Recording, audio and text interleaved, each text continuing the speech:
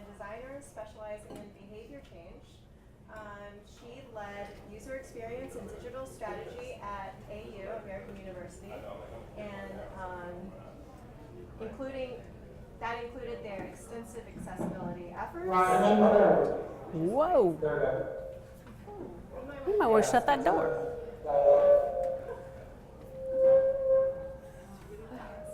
Awkward. All right, I'm going to start again on that. They're going to close the garage door soon, so don't worry about that. So she led user experience and digital strategy at AU, including their accessibility. Previously, she developed digital strategies and research behavior change at Sapient. In 2 years at the Atlantic Council, she reinvented the 50-year-old think tank's digital presence after spending almost a decade at Gannett, working on the digital transformation of print. Currently, and very currently, Rachel is a UX strategy lead at Booz Allen Hamilton. This week new, as a matter of fact. Thank you so much. Let's rewrite my bio on when I get here, since I just changed jobs.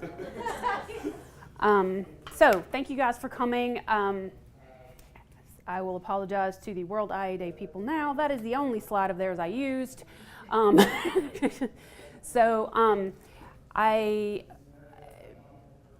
want to talk a little bit about some interesting, if not painful, sometimes lessons that we learned on American University's journey to accessibility. Someone should get something out of all of that. Like she said, my name is Rachel Weatherly. I am a user experience, digital strategy person. I am a bit of a unicorn. I started in print, went to art school, the whole 9 yards, kind of found my way into digital because, you know, I was willing to learn HTML a million years ago. Here I am, apparently an expert. We'll see how that works out. Couple different ways to reach me. They always ask me for my Twitter handle. I always give them LinkedIn and Instagram because those are the safest places to find me. Although it won't take you long to find me on any other platform with those handles.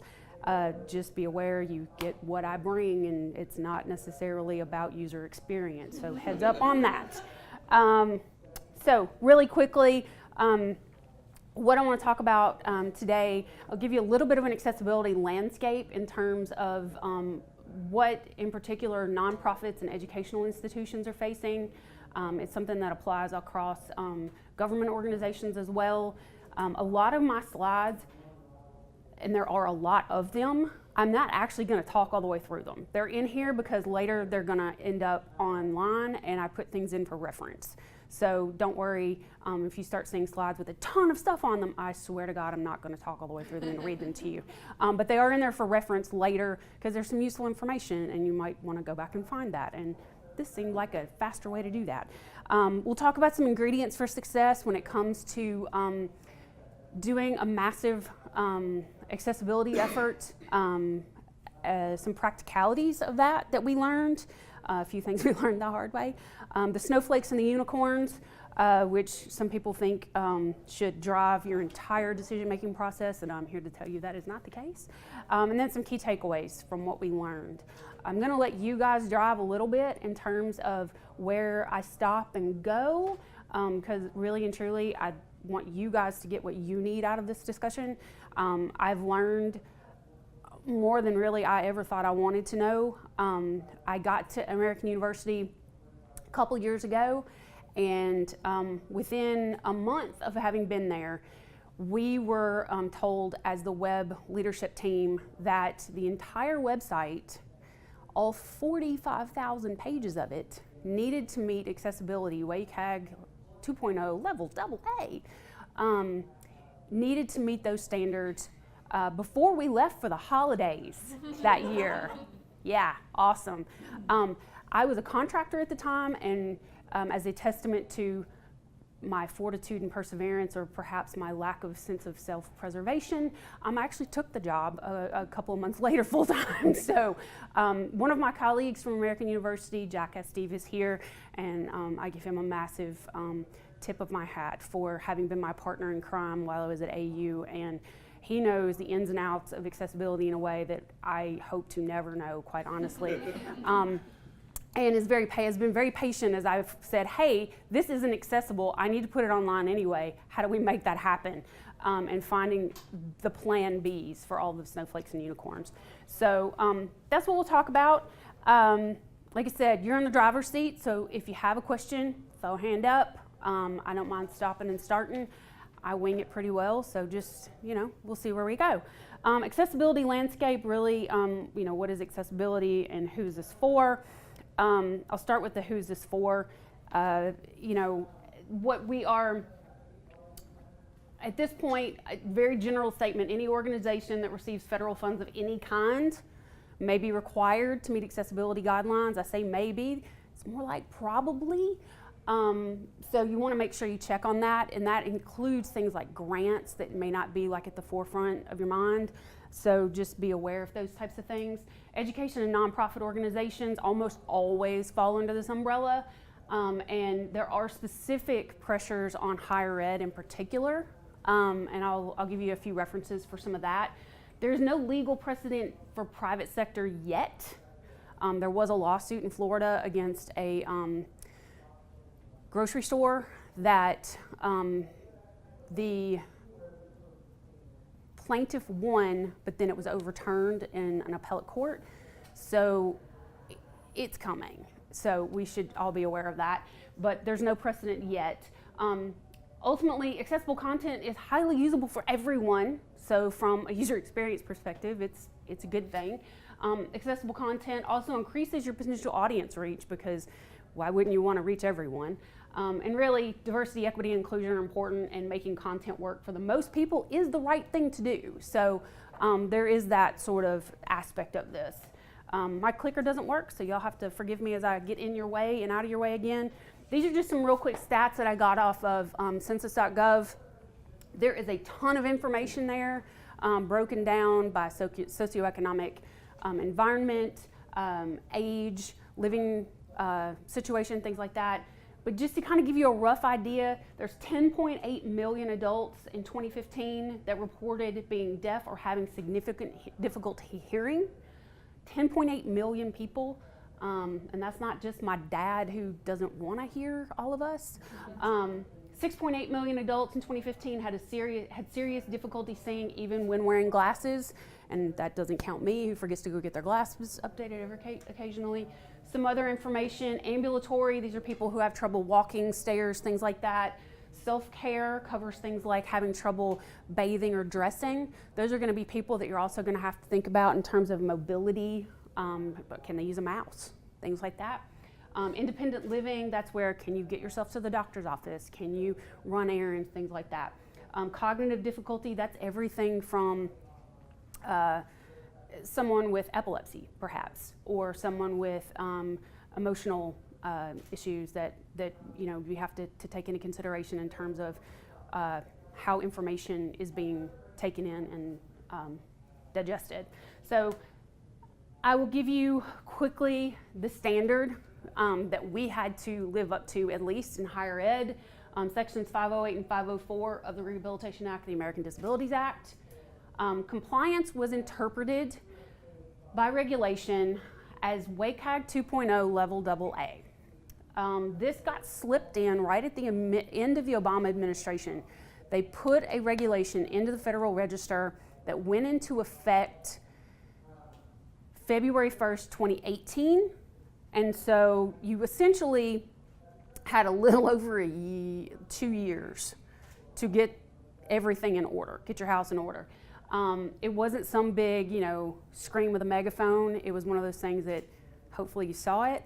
And really what the difference is, and when you talk about accessibility, people are used to hearing 508, are you 508 compliant? Where WCAG 2.0 level AA kind of crosses over is it's not just equal access to information, it's equal opportunity and equal experience. That's where 504 comes into play. 504 law is around, do I have the same opportunities as everyone else available to me in the same way, or as close to the same way as possible? So in higher ed, if you think in terms of, can I fill out your application when I'm ready to do it? Can I make a donation when I'm ready to do it? Things like that. So it's that opportunity that brings in the 504 law and the experience. And that's the difference that you want to keep in mind for in terms of the difference between 508 and where you're going with WCAG 2.0 level AA. This is where I was talking about there's federal pressure on higher ed. I'm not going to read through this. These are links that'll be in the slides. Article from Inside Higher Ed from back in November that basically kind of outlines some of what higher ed is going through in terms of trying to remediate content. Some universities are kind of being forced into basically removing their content from their websites. Some parts of the University of California system have taken down something like 80% of their content. AU, when faced with, okay, we got to get compliant, we got to do it in a hurry, because we realized that the process of getting to accessibility at AU really came down to there was a redesign in progress, and the idea was that as all the content got migrated into the new templates, that content would then be accessible. And so it's just that process of getting hundreds of content publishers across the university to move their content.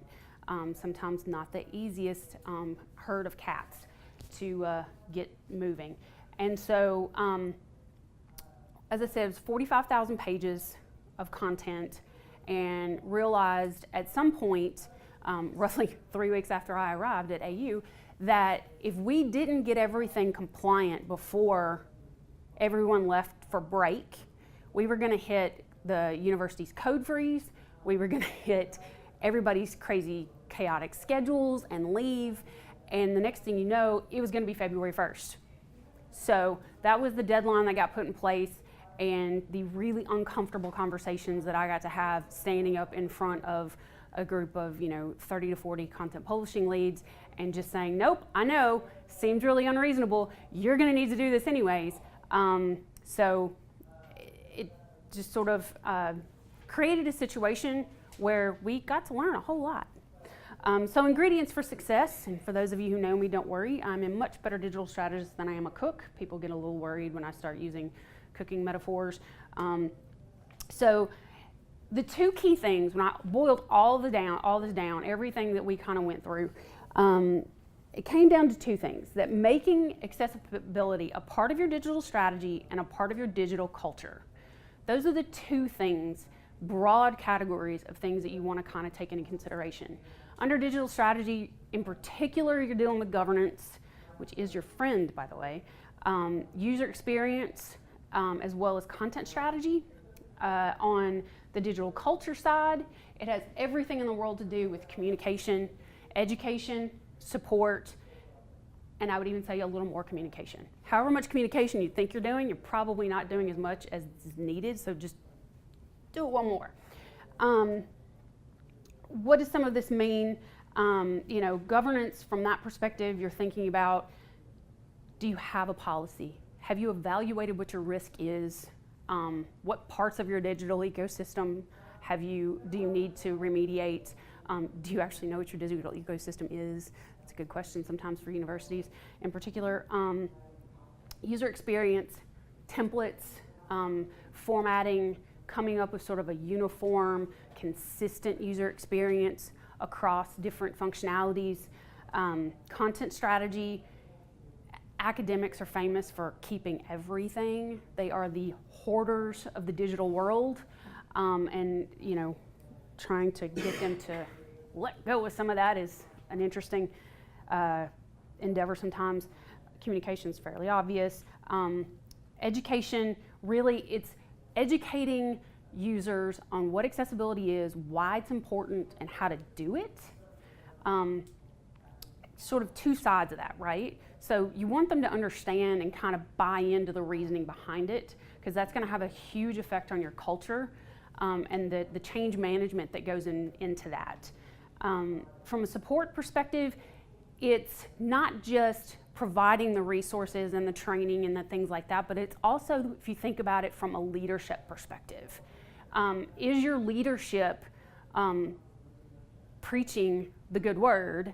Are they supporting it and then living it? It's always fun when you have an administration mandate something and then come and ask you to make an exception for them. Not going to tell you I've had to tell more than one vice president no. So talking about some of the practicalities, and I'll go into different pieces of the things I just kind of went over as a part of this. First things first, really going into the governance aspect of this is defining your risk and then determining your policy based on that. Governance is about two things. It's facilitating your solutions. It's actually supposed to make things easier. It's not necessarily about control, but it is about mitigating risk. So you need to understand what exposure you have, and then from there you can kind of start to decide what your policy should be. This is an example that kind of maps out how we did it at AU. Okay, so if you think about, we looked at content across this really wide digital ecosystem. AU likes to say that their governance model is decentralized, which I keep telling them is not actually a governance model. You need decentralized consensus, not just chaos.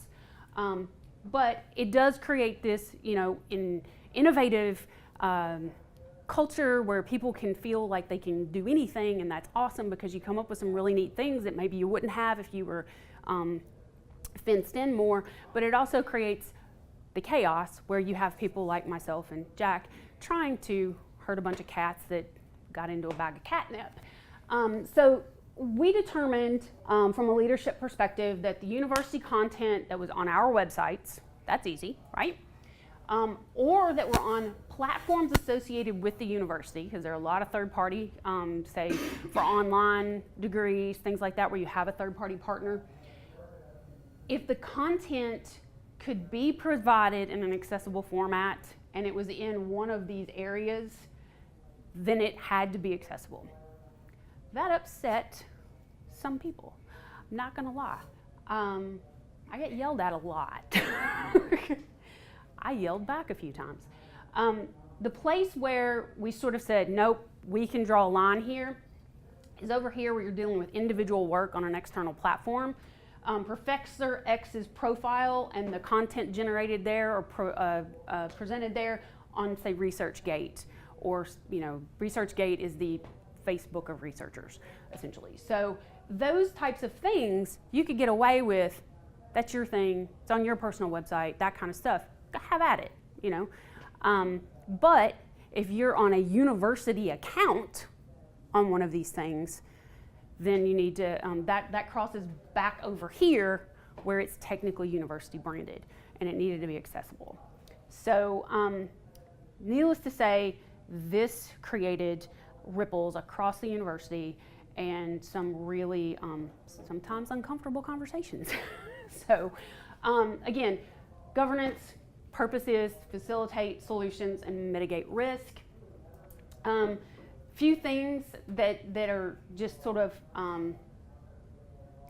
good practices, things that we found to be particularly useful. Documenting and socializing policies, protocols, and procedures. I am notorious for saying if it's not written down, it doesn't exist. That's great. You decided on a policy, but you didn't write it down, so it doesn't exist. Educating your stakeholders on all of the above, all your policies, procedures, and protocols, and then communicating about them on a regular basis to say, hey, don't forget, alt text really needs to be on all your images. Working with legal and procurement. A lot of things happen in a lot of, whether it's a consulting firm, it's higher ed, it's a nonprofit, wherever. You're dealing with third parties all the time, right? So you want to make sure that you work with legal and procurement so that your contracts and your RFPs that you're putting out have some language in there that say you're required to give me a product that meets this standard, that covers you.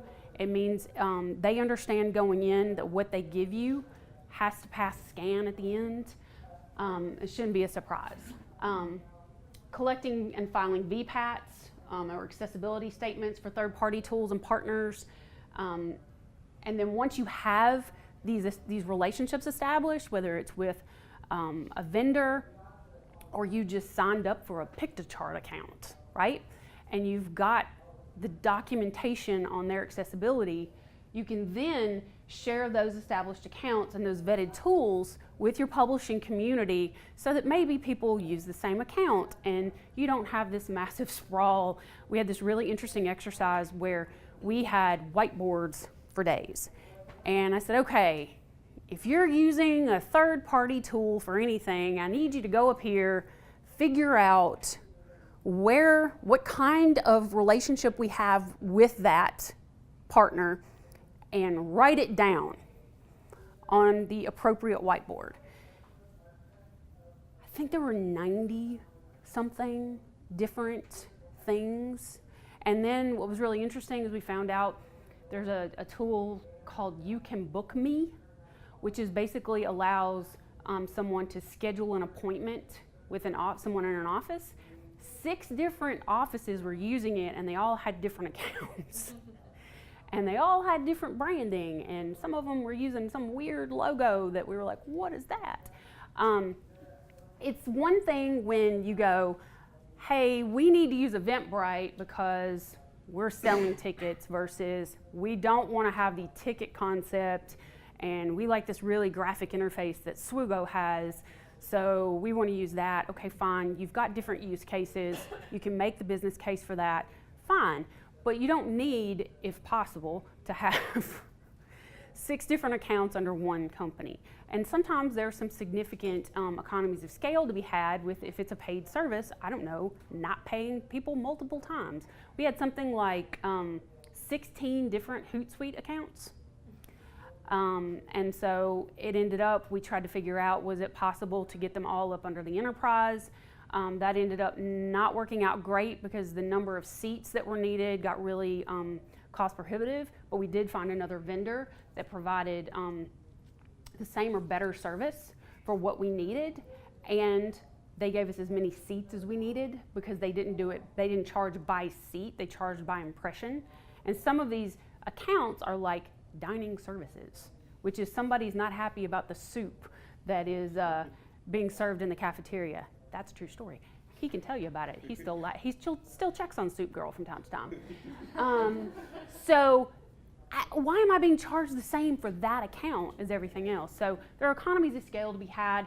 That goes back again. It also, that type of thing goes into your user experience as well. So if I'm booking an appointment with the Dean of Students or the Counseling Center or whatever office it is that in your organization, I have the same experience every time I want to book something. And that's just more consistent across. You can also manage brand better that way. Again, it goes back to user experience. So a few things that I would also suggest, going with the current thing of hold it and if it brings you joy. When you get into some massive remediation project, in our case, there's also a migration project, you do not, when you're moving, at least I hope not, if you do, we might need to have some sort of intervention. You pack your trash can, but you empty the trash can first before you pack it up and you move it to your new house. Don't take your trash with you. That's essentially what this comes down to. So a good old-fashioned ROT analysis. That was a process that was a fairly new one to AU. Like I said, academics are the hoarders of the digital world. So we went through a ROT analysis. There were analytics pulled on every page. And we went through and tried to explain, yes, I realize that this is a very precious thing that you've done here. 3 people have looked at it in the last 2 years. We're fairly certain you could handle that by email. So we don't really think that needs to be migrated. We managed to reduce the content on AU's website by 60%, just with some basic, no one's looked at this in 2 years kind of threshold. And then you go into, if you're on tight timelines like we were, and also had sort of a secondary sort of purpose of helping people understand the importance of some content versus others, we did sort of an MVP 1, 2, 3 phased approach. So if you're familiar with product development at all, you get your minimum viable product, you go to launch with that, and then you phase 1, phase 2, phase 3, where you keep adding functionality. So we told everybody, I said, go into your site, look at your pages, what do you absolutely have to function? If you're the admissions office, where's the application? Where's the information on how to fill out the application? Where's the financial aid information? That kind of information. Then there's 1, 2, 3, where you look at information that is necessary but not urgent. There's nice to have information, and then there's the, okay, we need this around, but it's not something we need to worry about right now. And so I told everybody, I said, rank everything. Is it MVP 1, 2, or 3? And then we told them, we gave them deadlines set out across over the 6 months or so that we had, and said, okay, you've got to have all of your MVP content done, migrated by this date. And you should have all of your phase 1 content by this date, all your phase 2 content by this date, and you do that phase 3 content whenever you feel like you need to. And some of you are going to decide that phase 3 content probably should have been in the ROT analysis. Deduping, that's not just with the content, but also like we were just talking about, where can you streamline some services, streamline some experiences, functionality, try to provide some consistency. Third-party tools can be great, super useful for creating things like infographics, things like that. They can be accessible as well, but really combining your accounts is key. One, so you know what's being created and put up. If I could have found a way to disable Canva, I would have. Everybody had a Canva account, and I don't know why they all thought they needed to make yellow buttons with white text, but it was maddening. And there was one guy that had acquired Photoshop somehow, and I actually went to the IT department to find out if we could get that uninstalled from his computer, because he kept doing things like pale teal with white text. So anyways, you can combine your accounts, establish some standards for their use, maybe a little brand standards in there as well. And then you want to, like I said, I've said this again, I said this before, I'll say it again, share those established third-party accounts and set up a process for vetting new ones. So you don't end up with, oh, we have this great thing and we just created 42 of these awesome infographics, and then we go look at them and go, not one of those is accessible. They all have to come down. You got to redo them all. That is not a comfortable conversation. I will get into a little bit later about some cases where I did have to go back after some significant work had been done on something, had been done in a platform that just could not be made accessible in any way, shape, or form, and we basically had to just start over, and it was not a happy thing. Ended up in a good place, just a really uncomfortable conversation to start. Part of the content strategy, even part of your user experience, is cataloging your content types that are going to be on your website, that you want to keep on your website, and then isolating your edge cases. The vast majority of content that's created can fairly easily be presented in an accessible manner. You want to document these, make them easy to reference, and then you want to take your edge cases. I don't even want to think how many hours talking to a couple of content publishing leads in particular about, well, I have this one video that's this interpretive dance and there's no sound, but the movement is everything, and how do I caption that? I'm like, you don't. It doesn't have sound. What do I do with all of these scientific formulas? What about this? What about this? And I'm like, that's this much of your content. What have you done with the other 95% of it? And I basically, I would like, I would red flag them, and I'd be like, nope, you're gonna deal with that later. yep, you're right, that's a thing, we're gonna need to deal with it, not now. When you've gotten this other huge chunk of work done, that's the stuff that we'll get to. One of the things with remediating accessibility, you run into, it's, I guess with any large project, right? Oh my God, there's this massive thing I need to do, and you get overwhelmed. And you get caught up on the little weirdo things, right? Oh no, I'm gonna have to figure out how to put that square peg in a round hole. And you forget all those round pegs that you have. And it's like, how about we just put all the square pegs over here in a pile, you deal with this, and then we'll come back to these. And that's with content. That was a conversation. It was a huge culture shift in thinking, trying to get people to deal with what they could deal with, and then we'd figure out the rest. I was like, I promise you, we will come up with a way to deal with this. So some of the types of content that we had to deal with, you have to think about it across all kinds of digital interfaces. I am so very thankful I did not have to deal with AR, VR. I did not have to deal with television, but those are things that people have to think about now. They say there's 5 or 6 screens at this point that you're dealing with. If I'd had all of those, I'm not sure I would have really done too well with this, to be honest, but it was enough work as it was. So you're dealing with basic text, audio and photos. Those are honestly the easiest to deal with, unless you're dealing with combination translation and translation with transcription, where you've got 2 layers of information, and that's just with audio. Those 3 can be fairly quickly and easily taken care of. What you want to encourage people in terms of photos, looking at the broader sort of images thing, telling people, please stop creating images that are all text. Just put that in a text block. Things like that, trying to help people understand better ways of presenting some information. That can become a little hairy in places with the images. But in general, those are things that little alt text here, transcription there, don't type in all caps over there, and you're in pretty good shape. The majority of your challenging cases fall into these 3 categories, and video, for most people, is not that challenging.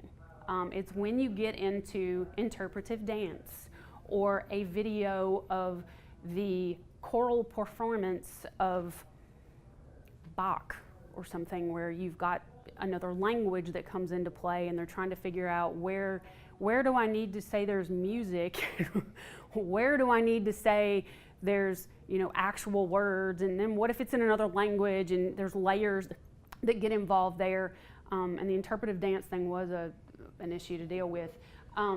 Video, honestly, it can be as fairly simple as images and photos, but there is that added component of movement plus sound that has to be dealt with.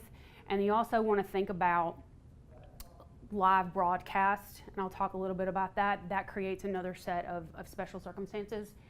Data visualization, that's got a lot of pieces. I learned some interesting things there, and I'm going to go into detail about these 3 in particular, and I'll share a few things. Downloadable files became the bane of my existence, I'm not going to lie.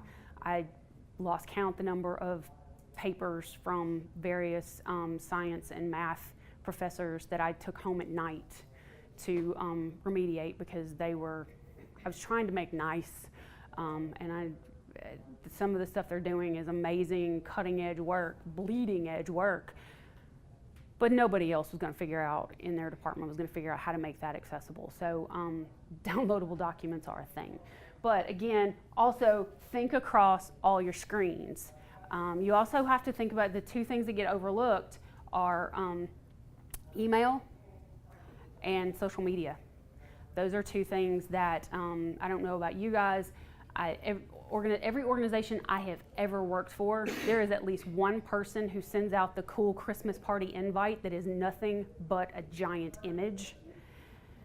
I was like, I'll make you a header if you'll stop doing that.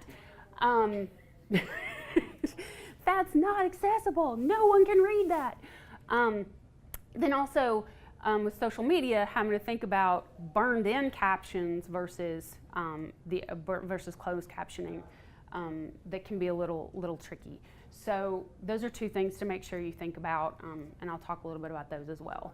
But again, the big point is you're cataloging across. These are the types of content we're going to allow, and these are your normal, herd of horses, right? And here are your zebras. And not everything is a zebra. Just because it has hoofs and it makes a galloping sound when it runs does not make it it's not necessarily a zebra. So these next slides are intended to give some context. I'll talk a little bit here, and then there are details on the following slides about each one of these that I'm not going to go into great detail about, but they'll be available because it is some really good information. The things that you want to think about in terms of differing abilities, and having been at a university, I'm trying to use the correct terminology. I don't always get it right, but there is effort there, so hopefully everybody appreciates that. But really understanding your audience's needs and how you're going to meet them. So the types of differing abilities, there's basically 5 categories, right? Visual, auditory, physical, cognitive learning, neurological, and speech, okay? But what you don't always think about, you might think about the colorblind person or the fully blind person or the person who has, glaucoma, something that's so low vision that even with glasses they can't see. But you forget the person who just had eye surgery. Our fearless leader, Asha. She had LASIK. I went and picked her up from the doctor's office because she was not allowed to drive, and screens were not her friend for several days because of just the sensation from having had that surgery, right? Hope she doesn't mind me disclosing her personal health information. Scratch that. Some random person none of us knows had eye surgery. Also, having your eyes dilated at the eye doctor. Yeah, it's maybe a couple of hours, but you still, if you had to get on a website, that's a person you have to deal with, right? Auditory, okay, fine. We think about the hard of hearing. We think about the deaf. But what about someone with an ear infection? What about someone who went to a concert with their husband last night and has ringing in their ears? He's notorious for that's my husband, by the way, Joe. Notorious for taking me to really loud concerts where I then can't hear for 2 days. From a physical perspective, there's limited motor control, maybe a tremor in your hand, things like that. But then what if you sprain your wrist? What if you're holding your infant? Can't really just throw one of those down, right? I would even think beyond that, holding an infant's one thing, but how do you wrangle a toddler and buy something on Amazon? I don't understand at all. Add that to the list of reasons I don't have kids. Cognitive learning, that's a big, huge can of worms. The slide that I have that explains in a little more detail what some of that entails. It goes into and gives you some resources, but a really simple one to think about is epilepsy. So screen refresh rate, something that you probably have never thought of if you don't have epilepsy or have never had a concussion. It has a huge impact on, everything from I'm going to have a seizure to it just triggered a migraine. So things to think about. Like I said, concussion, I had 2 at once, one front, one back after a car accident, 6 weeks on medical leave, and I couldn't look at anything larger than a screen like this, and it had to be very dim, and I had to be outside while I was doing it to kind of counteract with natural light. And that was for 6 weeks. And I still can't sit in certain rooms or look at certain types of screens without it triggering a migraine. Distracted environment. I hope no one's texting while driving. I think of it more of, what if you all of a sudden realized you needed to RSVP for something and your kid's at Chuck E. Cheese? Like craziness going on all around you, and you're like, okay. And if you've got stuff blinking at you on the screen and moving, that's not helping your cognitive load. Speech could be anything from you have a severe stammer, maybe you just have laryngitis. And situationally, there are times when a heavy accent can even cause a barrier. It's not really not really considered a disability. It shouldn't be. I certainly have enough of an accent for to cause some conversational barriers at times, but it is something to consider. If you've only offered a phone number for something and someone is not a native English speaker and you only have English speakers on the other end, that's going to cause a problem. So these next slides, like I said, I'm not going to go into them. They're all from W3, from World Wide Web Consortium, and there's super, super great detailed information there. This is some really high level stuff I took from it. But basically each one of these slides, for each of the 5 categories, there's a definition, and then there's the things you need to consider for them.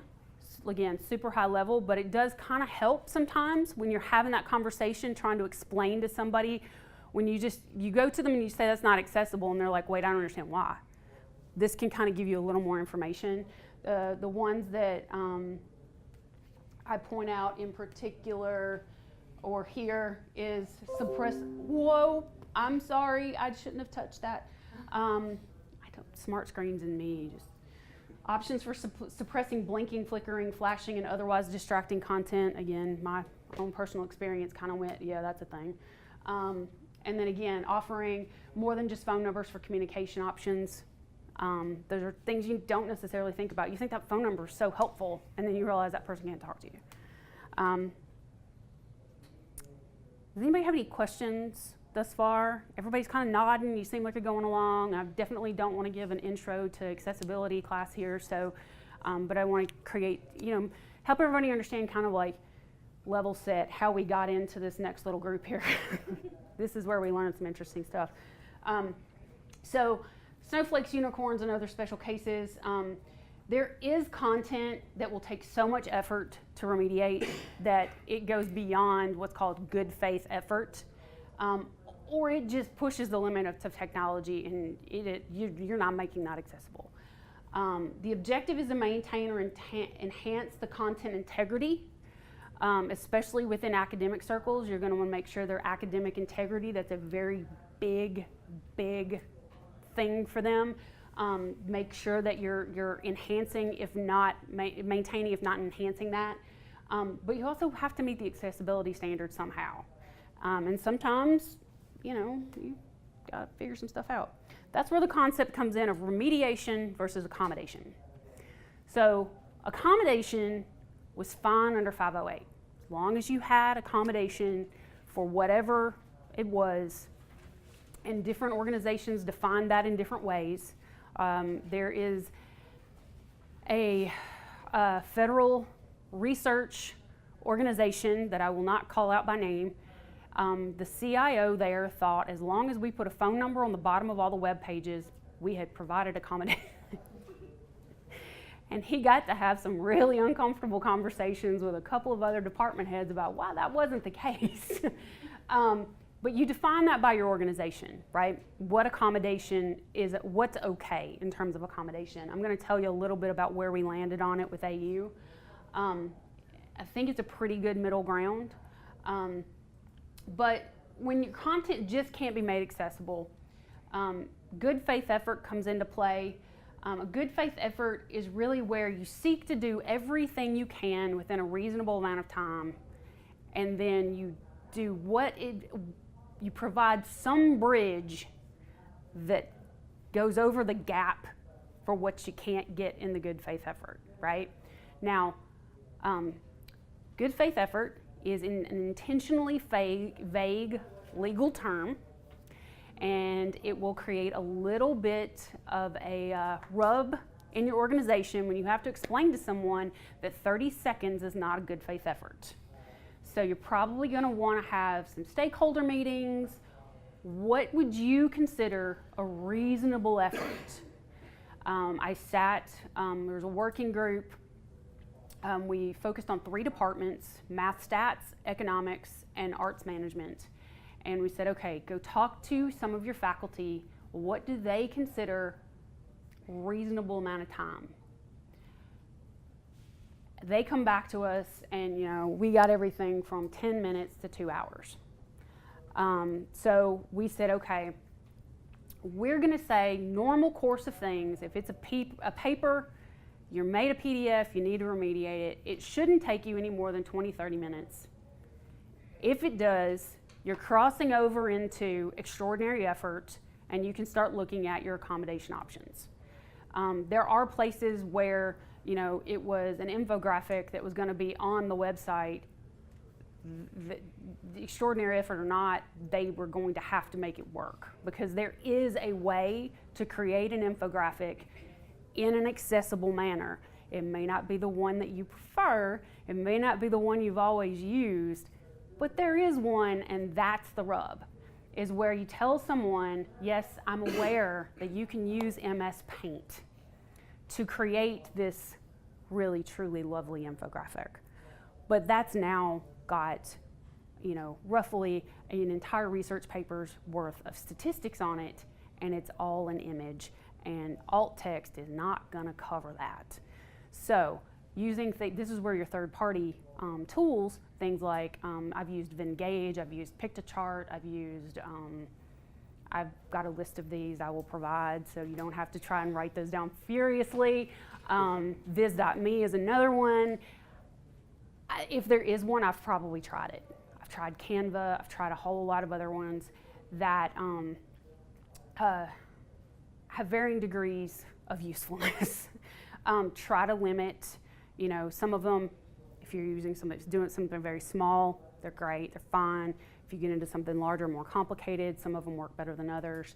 So it just comes down to establishing what can be done reasonably, and then figuring out, okay, how am I going to bridge the gap that's left? And that's where you go from remediation into accommodation. Sometimes accommodation is as simple as I'm going to fence this thing off right here so that the screen reader only sees this explanation of the concept that's being displayed in whatever this crazy, diagram of something is. And then what I give them as the description gives them enough information they can keep reading and understand. That's the key. You built a bridge over the thing that was the problem, right? So it can be as simple as that. It can also be, and I'll actually show you an example, timelines became a real thing for me for a while too. There was one, I built it in a tool that was all, text-based and all that, and it was all, it had the proper headers and everything for the header order. But for whatever reason, the logical reading order didn't match. If you went into was a DOM object, the text was gonna get read in some weird order, which you could only tell by looking at the code. So we had to basically say, screen reader, read this. And it was all the text in the right order, and then the other embed was there. These are great tools, but you gotta know how to use them. That's where, you wanna try to show there is a way to do what you're trying to do. It just may not be the way you've always done it. It may not be your preferred way, but it's the way that gets you past the accessibility check. Do you want to publish this or not? And sometimes it does get a little heated. I have had more than one academician who thought they could argue federal law with me, of all people. I'm like, you need to take this up with Congress. I realize that you report to the faculty senate. And while that is an esteemed group, it is not Congress. And I can't do anything about this. And if you're thinking that I have some control over what the university has as their policy, I'm glad I made that great of an impression on you, but I don't have that kind of clout either. You need to go talk to general counsel. Please go argue with a lawyer, not the art major. And one of the things that I will say is that, going from the perspective of this is the right thing to do, more people are gonna have access to your brilliant thoughts. That's all well and good, but when the rubber hits the road, good faith effort and how much it's gonna take out of their schedule is what this comes down to. So this is where we kind of learned some interesting things. I'm not going to read through this whole thing. The next few slides, I talk about video, data visualization, and downloadable files. So key things with video, WCAG 2.0 Level AA requires that captions be present at the time of posting or broadcast. Or broadcast is the big one, sticking point. There are sometimes cost prohibitive to get live captioning, and you've got to budget accordingly. But it's a necessity, especially if it's something. It's one thing if you're of relatively low risk. If the history of underwater basket weaving is doing a webinar, not necessarily a huge audience. Probably could, get an exception somewhere if you needed to post it within 24 hours with captions, right? If you couldn't live stream it. But we're having a town hall about the strategic plan for our organization. That can definitely bite you. So captions and audio descriptions, those are the two things that you need to keep in mind with video. The big difference between them: captions are for hearing, audio descriptions are for seeing. If you need to know what's happening on the screen for whatever reason, that's where you deal with audio descriptions. Captions are just the sounds, and Jack has had to remind me of that God knows how many times. How do I caption this? And he goes, there's no sound. Why would you caption that? Data visualization. This is a lot about contrast, telling your data story in a way that things are accessible, that you can make them responsive. Interactive timelines are really popular, and they just can't be made accessible from what I can tell, unless you want to custom build something, and there are some tools for doing that. I didn't have time for that. I've looked at, and this is within the last 2 months, I probably spent 30 hours looking at interactive timelines. I did not find a single one. That's the kind of thing where you can scroll through and that whole kind of thing. I could not find a single one that would meet a complete WCAG 2.0 Level AA scan. If you find one, please share with the group. There are some people at universities who are dying to find out. Timelines and other infographics in general, vertical formats are best, just from a responsive perspective. Two things that I show here, there are two timelines. One is a simple timeline, is the one I was talking about just a little while ago, where it was, here's this fairly short set of things, and for whatever reason in the third-party tool, it all had the proper headers on it, but they were all being read in the wrong order. So that example was actually within the strategic plan. That's one where we basically said, screen reader, read this, and then it jumped over the iframe. I did find for a complex timeline, and gotta stop touching that, there's a super complex timeline that they did for this giant research project. And this thing, we're talking, goes all the way back to 1600, deals with 5 lines of inquiry, has primary and secondary sources with links, there were images. It was massive. It's really, really super impressive. There is a tool called Sutori. It is academic focused. It is intended to be used by educators. It's got a collaborative tool and whatnot, which I turned off because I don't want anybody contributing to this particular collaboration.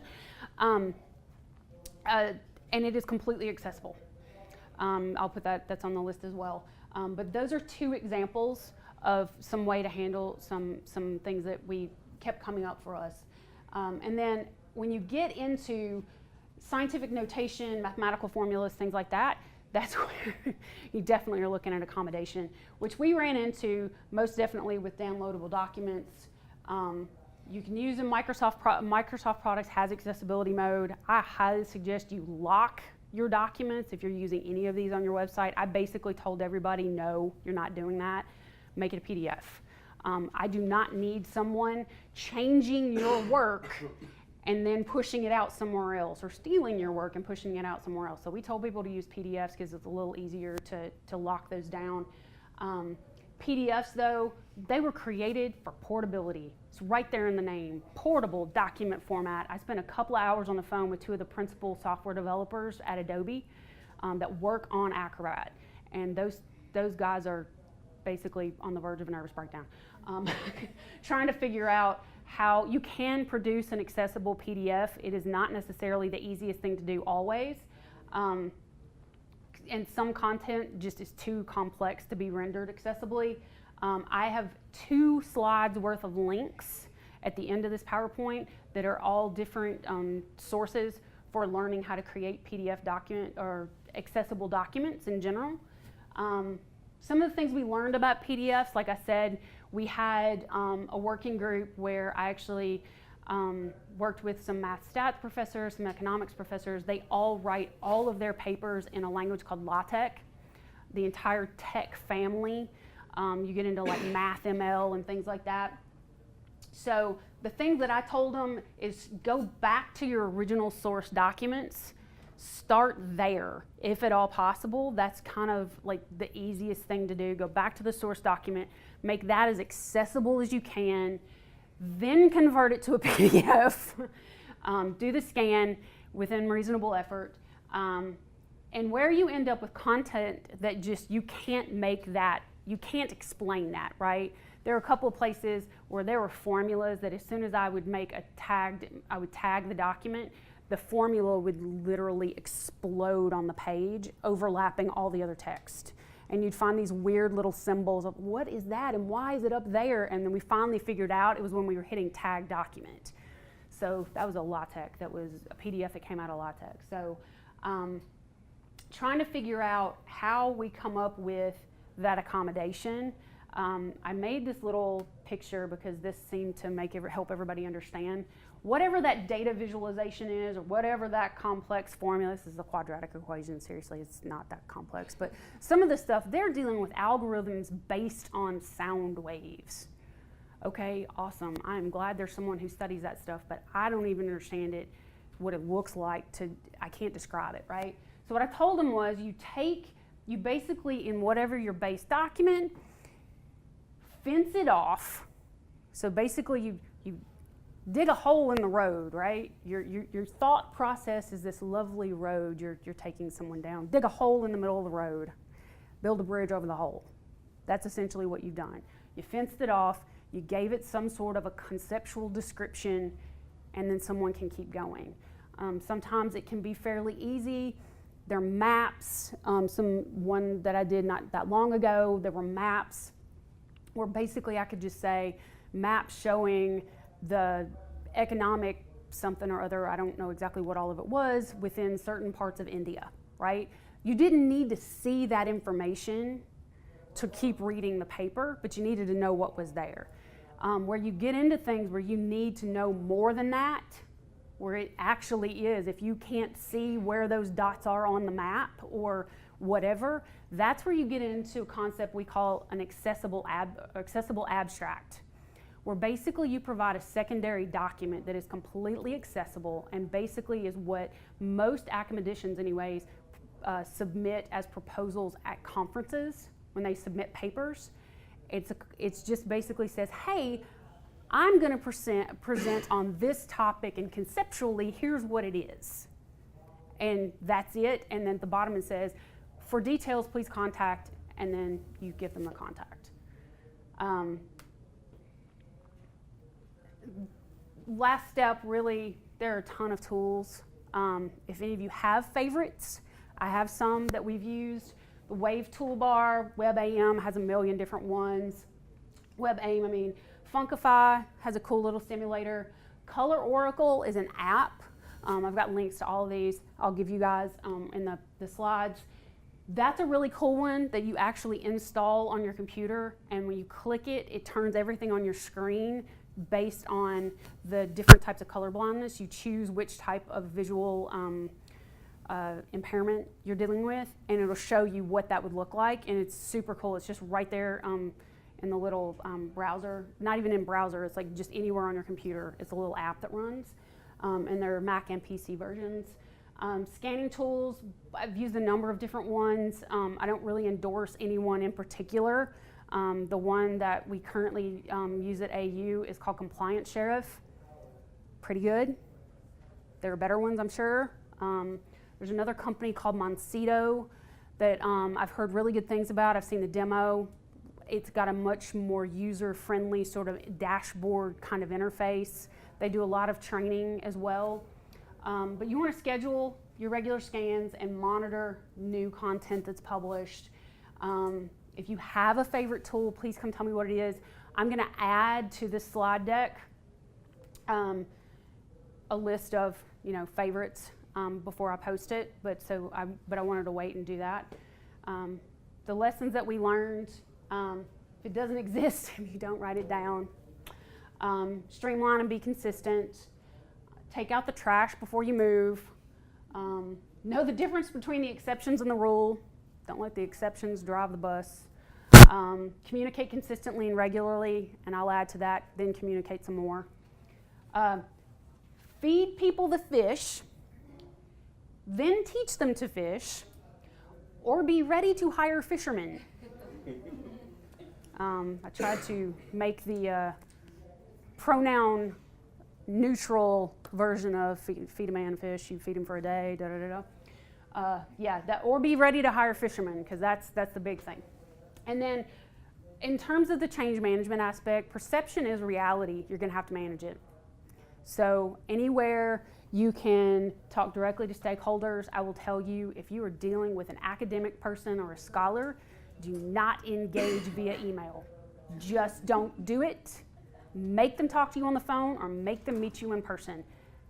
Totally different experience, and you get somewhere a lot faster. Their world is the written world. I am not gonna, there's a story I remember from middle school. You would never jump in a creek to fight a snapping turtle because you'd be on his turf, right? You want to try and grab the snapping turtle when the snapping turtle's on land, your turf. Don't go in the water with the academics. So I appreciate you guys. Hope this has been at least mildly entertaining, if not informative. If you have any questions, please come ask. If you have favorite tools, I'd love to hear them. I have a few business cards, happy to connect outside with anyone who has questions. Again, my esteemed colleague Jack, I'm not kidding, without Jack, AU would be up a creek with no paddle. Just a fact, and he knows way more about the technical aspects than I do, so I'm going to volunteer him up for that. But I am happy to answer whatever I can, so thank you guys so much. And see, like I promised, they're here.